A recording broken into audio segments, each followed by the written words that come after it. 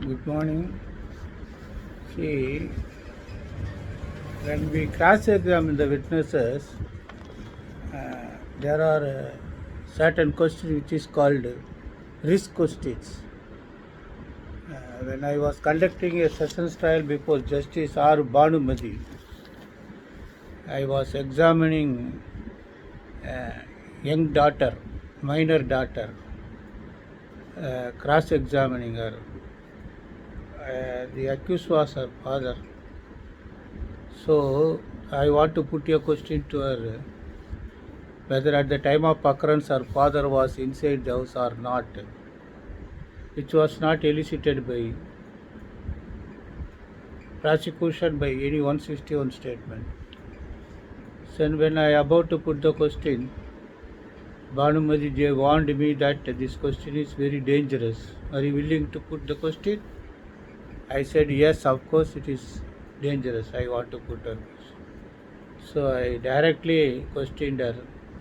Could you remember at the time of your mother's immolation? According to us, it was immolation by third parties, and according to prosecution, it was immolation by the accused. The girl simply answered that no, my father was not available. So fortunate enough, sometimes it happens negative also. I have seen several young lawyers putting a questions which were not elicited by the witnesses in the box, omitting their statement in the 161 statement. They are simply putting questions and assisting the prosecution, which they have forgotten to bring, or the witnesses are not capable to give evidence as expected by the prosecution. Here, at another case, AAR 2023, Supreme Court 1736, AAR 2023, Supreme Court 1736, Balu Sudan Galde versus State of Maharashtra. They say, see, when you put your questions, sometimes the answers are incriminating, that means going against the accused. Thereafter, you cannot raise an objection that this cross-examination have no evidentiary value. But the Supreme Court says no, it is not so. They say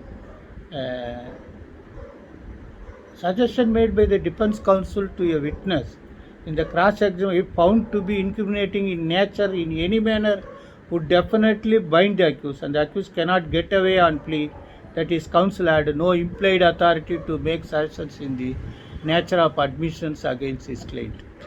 So that is so defense lawyers should be very careful. Then another question arises.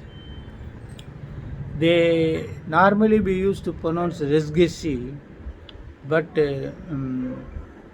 recently, not recently, it is also being pronounced as regesti, regesti, regesti. That what is that regesti? Regesti is actually in between the inadmissible evidence and admissible evidence. Relevant, otherwise irrelevant. Irrelevant, otherwise relevant. They say though not in issue, so connected, fact in issue, as to form part of same transaction. It's the most important vital aspect you should understand with examples, so that then only you can be careful at the time of cross examination. Here see what was the example for regest. They say testimony of witness that in the night he saw 15-10 boys quarreling with each other in front of the shop. He had further deposed at the time. Informant came and conveyed him that he had suffered injuries on his head and hands. Also informed witnesses that deceased was seriously injured. Witnesses, on hearing that, reached the spot where deceased was lying in an injured condition. Said part of evidence was corroborated by informant. Testimony of witness was admissible as regesti. So kindly understand this area of evidence, and particularly I request the prosecutors and those who are aspiring for recently called for district magistrates examination should understand and keep this judgment, go this judgment by page and understand. Though this case is not helpful for defense lawyers, but it is warning to defense lawyer that at the time of cross examination you should be very careful. You need not put certain questions unless and until already there was an incriminating evidence against you. I hope you all are understand my endeavor in this area. Best wishes.